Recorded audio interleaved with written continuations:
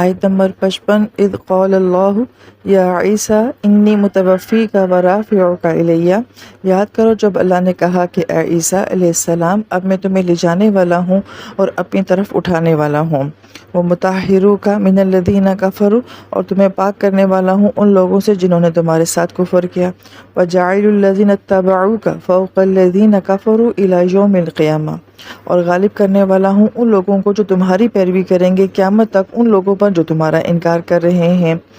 ثم الی مرجعکم فاحکم بینکم فیما کنتم فیہ تختلفون، پھر میری طرف تم سب کا لوٹنا ہوگا اور میں فیصلہ کروں گا تمہارے مابین ان باتوں میں جن میں تم اختلاف کر رہے تھے۔ عیسیٰ علیہ السلام کے بارے میں دو قول زیادہ مشہور بیان کیے جاتے ہیں، ایک یہ کہ عیسیٰ علیہ السلام زندہ آسمان پر اٹھا لیے گئے تھے، وہاں زندہ ہیں، اور پھر قرب قیامت میں ان کا دوبارہ سے نزول ہوگا۔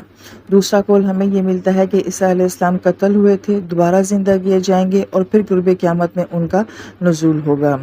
پھر ہم یہ دیکھتے ہیں کہ شروع سے سورہ ال عمران کا جو موضوع تھا وہ محکمات اور متشابہات کے بارے میں تھا، کہ جس طرح سے محکمات پہ ایمان لانا ضروری ہوتا ہے ویسے ہی متشابہات پہ بھی ایمان لانا ضروری ہوتا ہے۔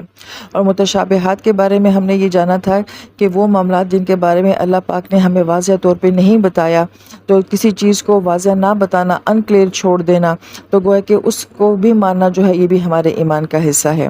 یہاں پہ یہ سوال بھی اٹھایا گیا تھا کہ ہم یہ کہتے ہیں کہ جس طرح محکمات با مقصد آیات ہوتی ہیں، اسی طریقے سے متشابہات کے اندر بھی معنی اور مقصد ہوتا ہے۔ اور سوال یہ تھا کہ اگر ایک چیز مبہم ہے، وہ کلیئر ہی نہیں ہے اور وہ متشابہ کہلاتی ہے، تو اس کے اندر مقصد کیسے ہو سکتا ہے؟ تو علماء کرام نے وہاں پہ بھی ہمیں اس بات کا جواب دیا تھا کہ یہی تو انسان کا امتحان ہوتا ہے کہ جس چیز کو اللہ تعالیٰ نے بتایا ہے اس پہ انسان ایمان لے کر آئے، اور جس کو نہیں بتایا اور اس کے نہ بتانے پر بھی ایمان لے کر آئے کہ اگر اللہ نے کسی چیز کو متشابہ چھوڑا ہے تو پھر ہم اس کو متشابہ رہنے دیں، پھر ہم اس کی تحقیق میں نہ جائیں، اس کی گہرائی میں نہ جائیں۔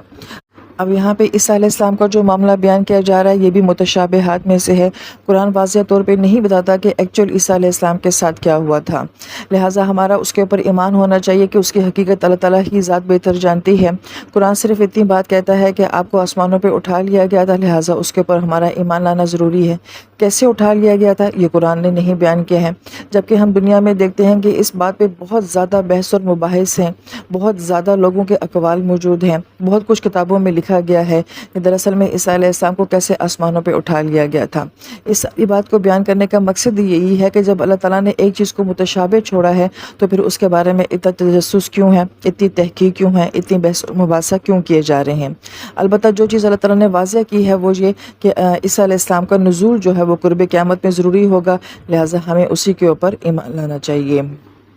پھر آیت مبارکہ میں دو الفاظ ایسے ہیں، متوفی کا و رافع کا،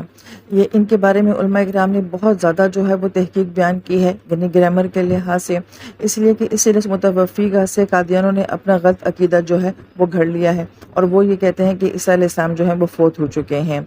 لہٰذا اس کی تحقیق تو یہاں پہ نہیں بیان کی جاتی۔ مختصراً جو بات یہاں پہ بیان کی جاتی ہے وہ یہ کہ متوفی کا لفظ جو ہے یہ باب تفاعل سے ہے، اور توفع یا توفع کا معنی ہوتا ہے کسی کو پورا پورا لے لینا، اور یہ تین طرح سے ہوتا ہے۔ ایک ہوتا ہے کہ جسم، جان اور روح تینوں چیزوں کا لے لینا، اور یہ عیسیٰ علیہ السلام کے ساتھ ہوا ہے کہ آپ اپنے جسم، جان اور روح تینوں کے ساتھ جو ہے وہ آسمان پہ اٹھا لیے گئے ہیں، جان سے مراد یعنی کہ آپ کا جسم ہے۔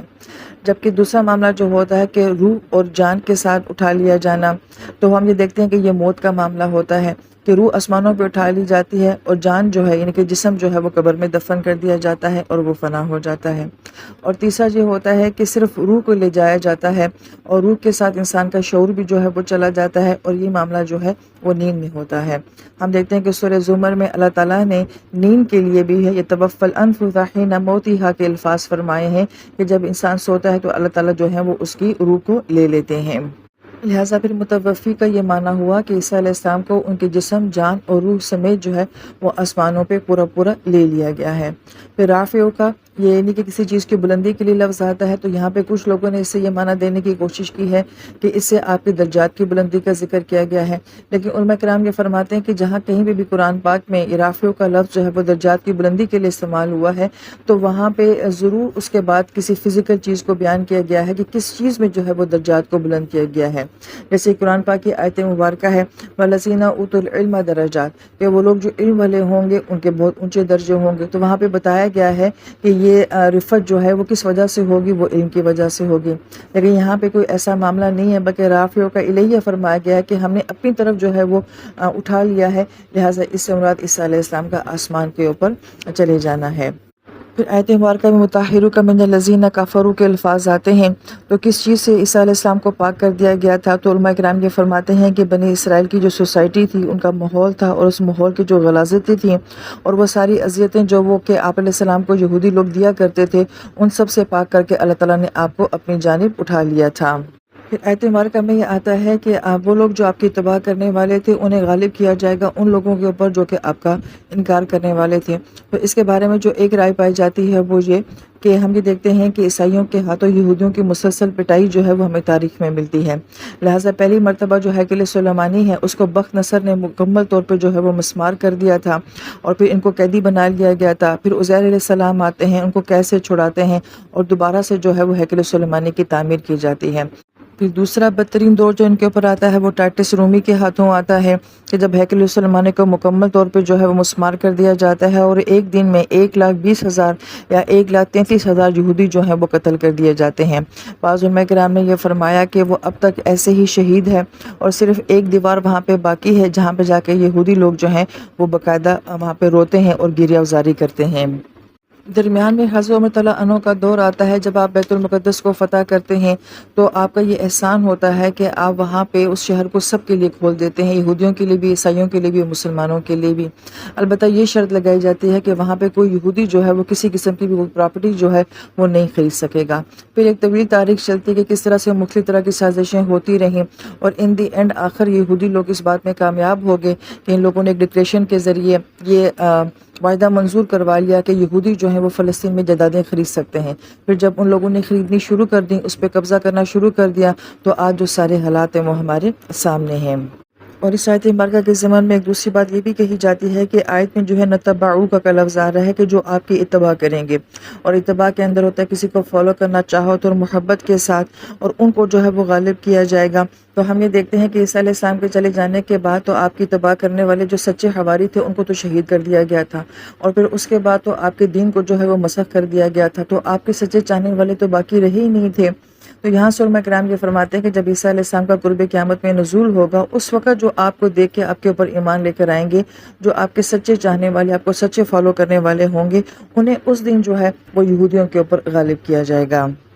پھر آیت مبارکہ کے آخر میں کہا جاتا ہے کہ ہم فیصلے کریں گے ان کے درمیان میں جس کے بارے میں یہ دنیا میں اختلاف کیا کرتے تھے۔ لہذا یہ معاملہ اتنا زیادہ اختلافی ہے، اس معاملے میں اتنا سسپینس جو ہے، اتنی سازشیں، اتنے بحث و مباحثے، اتنے اندازے جو ہیں وہ دنیا میں بیان کیے گئے ہیں، تو اللہ تعالیٰ فرماتے ہیں کہ اس بات کا فیصلہ ہم خود قیامت کے دن کریں گے کہ آخر میں عیسیٰ علیہ السلام کے آسمان پہ اٹھائے جانے کی حقیقت کیا تھی۔ اگر دیکھا جائے تو اس آیت مبارکہ میں اللہ تعالیٰ نے جو ہے وہ عیسیٰ علیہ السلام کے ساتھ 5 وعدے فرمائے ہیں۔ پہلی بات اللہ تعالیٰ فرماتے ہیں کہ ہم آپ کو پورا پورا اٹھا لیں گے، پھر ہم آپ کو بلند کر دیں گے، پھر فرمایا کہ ہم آپ کو پاک بھی کر دیں گے، اور پھر جو آپ کے ماننے والے ہیں ان کو قیامت تک کے لیے ہم دوسرے لوگوں کے اوپر غالب بھی کر دیں گے، اور پھر آپ کے بارے میں جو اختلاف کیا جاتا ہے اس کا فیصلہ جو ہے وہ ہم خود کریں گے۔ تو یہ 5 وعدے ہیں جو کہ عیسیٰ علیہ السلام کے ساتھ کیے گئے ہیں۔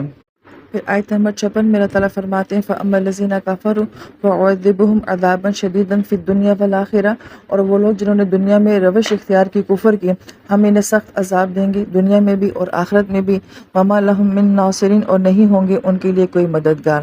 اس آیت مبارکہ کے بارے میں اکثر علماء کرام کی رائے یہ ہے کہ یہاں قرب قیامت کے حالات کو بیان کیا گیا ہے، جو کہ شدید جنگوں کا دور ہوگا، مشکلات اور آزمائشوں کا دور ہوگا، اور پھر اس دور کے بارے میں کیا کچھ ہمیں بتایا گیا ہے تو وہ سورہ کہف کی تفسیر کے ضمن میں یا پھر احادیث مبارکہ میں باب الفتن جو ہے اس کو پڑھ لیا جائے تو اس میں تمام حالات کو جو ہے وہ بیان کیا گیا ہے۔ پھر آیت نمبر 57 میں یہ بیان کیا گیا ہے وَأَمَّا الَّذِينَ آمَنُوا وَعَمِلُوا الصَّالِحَاتِ، اور وہ لوگ جو کہ ایمان لائیں گے اور نیک عمل کریں گے، وَيُوَفِّيهِمْ أُجُورَهُمْ، تو ان کو ان کا اجر پورا پورا دیا جائے گا، وَاللَّهُ لَا يُحِبُّ الظَّالِمِينَ، اور اللہ تعالیٰ ظالموں کو پسند نہیں فرماتے۔ اس آیت مبارکہ کے ضمن میں پہلی بات یہ کہی جاتی ہے کہ چونکہ ذکر جو ہے وہ عیسیٰ علیہ السلام کا چل رہا ہے اور یہاں پہ ایمان اور عمل کی جو ہے وہ بات کی جا رہی ہے، جبکہ ان کا عقیدہ یہ ہے کہ ہمارے گناہوں کا کفارہ تو عیسیٰ علیہ السلام بن چکے ہیں، تو پھر یہاں پہ ایمان کے ساتھ عمل کی بات کیوں کی جا رہی ہے؟